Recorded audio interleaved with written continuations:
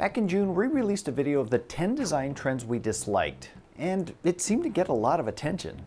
As a counterpoint, we're offering you the 12 features we absolutely love, because who wants to be negative all the time? Like the last list, these aren't in any particular order, and we'd also love to hear your thoughts in the comments below. Let's just keep it civil, okay? My mom reads these. As always, hit the subscribe button below and head over to edmunds.com for all your car shopping needs. Mark sucks. First up, adaptive cruise control. Ask most people what part of driving they like the least, and you'll probably hear traffic. Bumper-to-bumper traffic used to be a way of life here in LA. It was a soul-sucking exercise in patience and frustration. Thankfully, there's a feature that alleviates a lot of the tedium, and it's widely available. Adaptive cruise control uses sensors up front to judge how close you're following to the vehicle ahead. As traffic slows or speeds up, the system automatically adjusts, maintaining a gap that you usually set. Adaptive cruise has been in development since the 1990s, with Mercedes, Mitsubishi, Toyota, and GM all working on it independently. The early systems weren't all that great, with some rather excessive lurches when changing speeds, but they've gotten a lot better. Now, many systems operate just as smoothly as a typical driver. Much of the tedium and fatigue has been alleviated, both in traffic and on free-flowing highways. I also find myself being less stressed out and far more forgiving of my fellow drivers. Yes, it can be said that adaptive cruise control made me a better person. And now that it's available in more economical cars, perhaps it can make the whole world a better place. Adaptive suspension. Sometimes I want a sporty suspension tuning that dials out body roll and increases cornering performance. Other times I want a softer and more comfortable ride. Adaptive suspensions allow for both in the same vehicle. There are a lot of different names given to this: adaptive dampers, air ride, magneto-heterological, but they all function similarly. With a touch of the button or turn of a dial, you can pick the setting that suits your particular mood. In essence, you can switch between a ride quality that's more in line with a Grand Tourer or a sports car. Two for the price of one? Maybe not, but you're certainly getting a broader range of comfort and performance. Ventilated seats. Full disclosure, I don't enjoy exercise and I don't really take care of my body. As a result, I tend to run a little hot. I hate getting stuck in a seat for hours on end if it's a hot day and if the upholstery is stifling. Plus, I look like a disheveled slob when I get out. Ventilated and cooled seats are a godsend for me. They keep me pleasantly cool on long road trips and reduce fatigue. A word of caution though, ventilated seats typically pull air through the seat and blow it into the rear passenger space. Something to keep in mind if you've eaten a lot of broccoli. Matrix beam headlights. You may not be that familiar with matrix beam headlights because they're not yet approved for use on US roads. Come on, DOT. What's the holdup? Word is they may get approval soon. Matrix headlights use a lighting segment to illuminate a section of the road ahead. With all segments lit, they appear to the driver as a broad spread of light with the high beams on. As we all know, high beams are a problem for opposing traffic, so matrix beams automatically dim a section of the lights to avoid blinding your fellow motorists. In some cases, it also dims sections for pedestrians. It's a step up from automatic high beams and has the potential to make roads a safer place. It's more expensive and typically reserved for luxury cars, but just as with any new technology, it'll get more affordable and widespread at some point. Wireless phone integration. Nowadays, staying connected is critical for many people. Unfortunately, staying connected can be distracting when you're operating a vehicle. Apple CarPlay and Android Auto have made great strides in reducing distractions with familiar interfaces and lots of voice controls. The next steps are more incremental. Wireless versions of each are now becoming more common, which means you don't have to buy a BMW just to get it.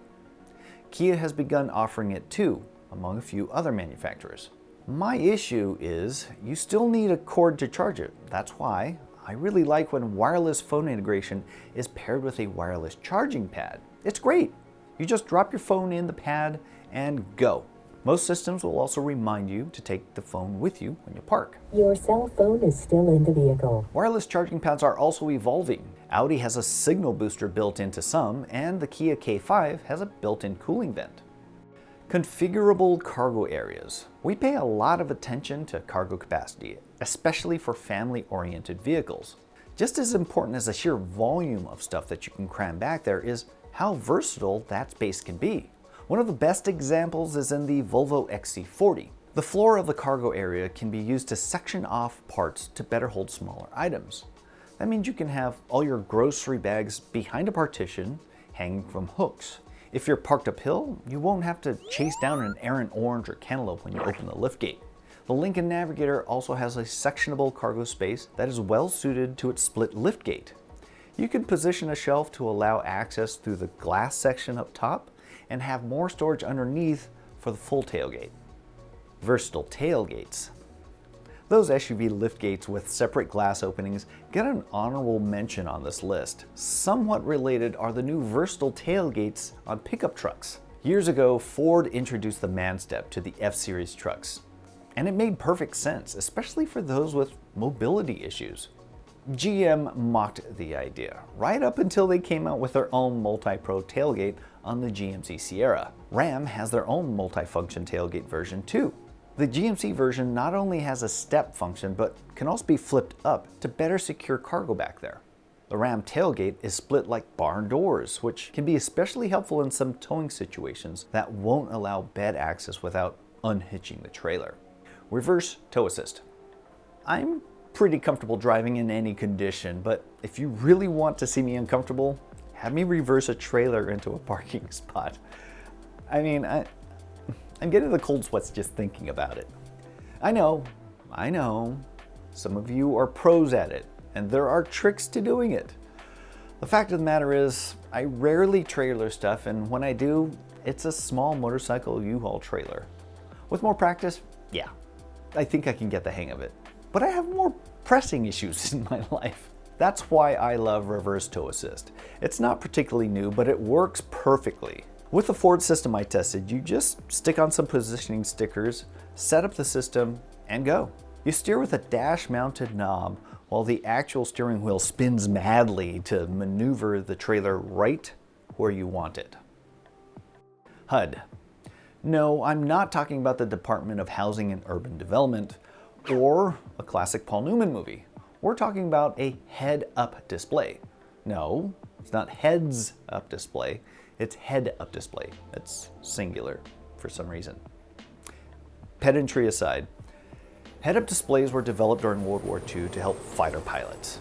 In the decades since, HUDs have evolved dramatically, delivering a ton of essential information to pilots without forcing them to look down at the instruments. Cars have less sophisticated versions, but are equally adept at information delivery. You get the basics like speed, but sportier cars will show engine speed and G-forces too. Others include turn-by-turn navigation and audio information. Most will reflect the image into the windshield, which is preferred. But some less expensive alternatives from Hyundai and Mazda have employed a plastic flip-up screen. It's not as good, particularly if you're on a bumpy road, but it's a nice touch to include nonetheless. Smart Inflate. If you want to get the best fuel economy or range from your vehicle, one of the easiest things you can do is to ensure your tires are properly inflated. Unfortunately, it can be a pain sometimes. Do you have a tire gauge? Is the one at the gas station even accurate? Nissan introduced a clever new feature a few years ago that used systems already built into the car. The tire pressure monitors in each wheel would let you know when the correct pressure was reached by softly beeping the horn.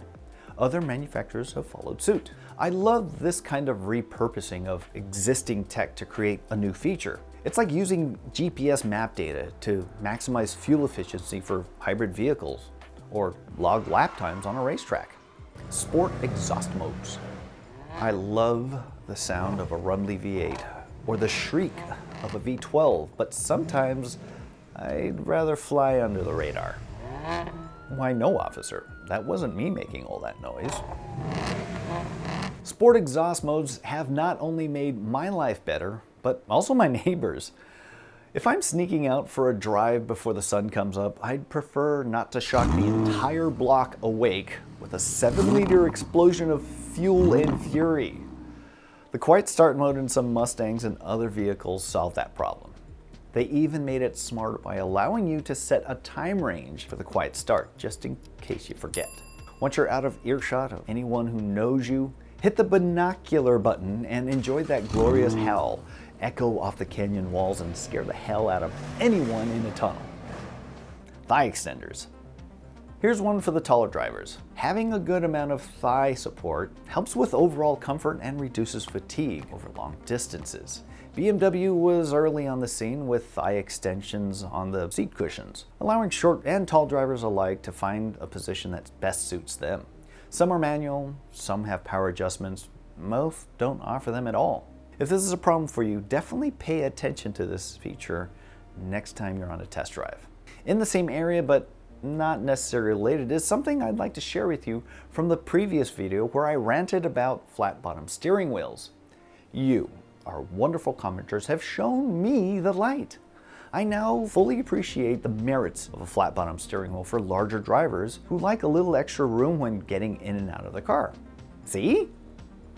My opinions can indeed evolve with the right kind of motivation.